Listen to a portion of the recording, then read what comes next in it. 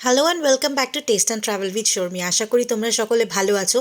আচ্ছা, আমার কোনো ভালো এক্সপিরিয়েন্স হলে আমি তোমাদের সাথে সেটা সবসময় শেয়ার করি।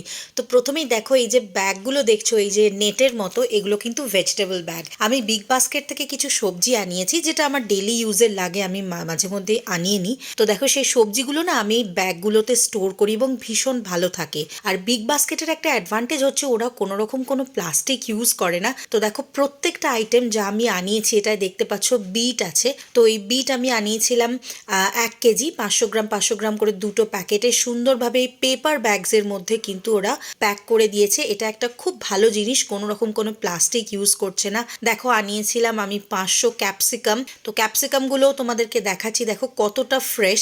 এটা কিন্তু কোনো স্পন্সর ভিডিও নয়, আমি প্রায়শই বিগ বাস্কেট থেকে ফ্রুটস, ভেজিটেবলস এগুলো আনাই। তো আমার এক্সপিরিয়েন্স ভীষণই ভালো, তাই তোমাদের সাথে শেয়ার করছি। দেখো, আনিয়েছি 200 গ্রাম আদা, সেটাও কিন্তু খুব সুন্দরভাবে প্যাক করে দিয়েছে। এই যে নেটের ব্যাগটা দেখছো, এগুলো কিন্তু আমি আনিয়েছি ফ্লিপকার্ট থেকে। তোমাদের সাথে আমি লিঙ্কটা শেয়ার করে দেবো। এটা দেখো, ধনে পাতা আছে, এটাও কিন্তু বিগ বাস্কেট থেকে আমি আনিয়েছি। এবং দেখো কত সুন্দর বায়োডিগ্রেডেবল প্লাস্টিকে কিন্তু এটা র্যাপ করে দিয়েছে। সঙ্গে রয়েছে দেখো গাজর। এই প্রত্যেকটা আইটেমই কিন্তু খুব সুন্দরভাবে এরা প্যাকিং করে দিয়েছে এবং প্রত্যেকটার গায়ে কতটা ওজন, কি প্রাইস, সব কিছু মেনশন করা থাকে। যে ব্যাগসগুলো তোমরা দেখতে পাচ্ছ, নেটের ব্যাগগুলো, যাতে আমি ভেজিটেবলসগুলো স্টোর করছি, সেগুলো কিন্তু আমি ফ্লিপকার্ট থেকে এনেছি। লিঙ্কটা আমি তোমাদের জন্য শেয়ার করে দেবো। আর লঙ্কা যারা স্টোর করতে চাও, তারা না লঙ্কার বোটা ছাড়িয়ে এইভাবে একটা কাঁচের পাত্রে প্যাক করে রেখে দেবে, দেখবে দীর্ঘদিন কাঁচা লঙ্কাগুলো ভালো থাকবে। আমি কিন্তু এইভাবেই ফ্রিজে রেখে দিই এবং আমার বহুদিন, প্রায় 15-20 দিন তো এভাবে চলেই।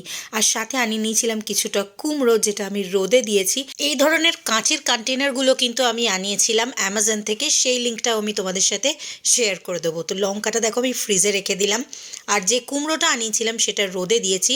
আমার বারান্দায় খুব সুন্দর মিঠে রোদ আসছে, দেখতেই পাচ্ছ। এই ধরনের ভেজিটেবল ব্যাগস বা কাঁচের কন্টেনারগুলো যদি পারচেস করতে চাও, লিঙ্কটা একটু দেখে নিও, লিঙ্কে আমি শেয়ার করে দেবো। আজকের জন্য তোমাদের সাথে এইটুকুই গপ্প থাক, আবার আসবো আরেকটা এপিসোড নিয়ে। এপিসোডটা ভালো লেগে থাকলে চ্যানেলটাকে লাইক, শেয়ার এন্ড সাবস্ক্রাইব করতে ভুলো না। সকলে ভালো থেকো, সুস্থ থেকো, টাটা।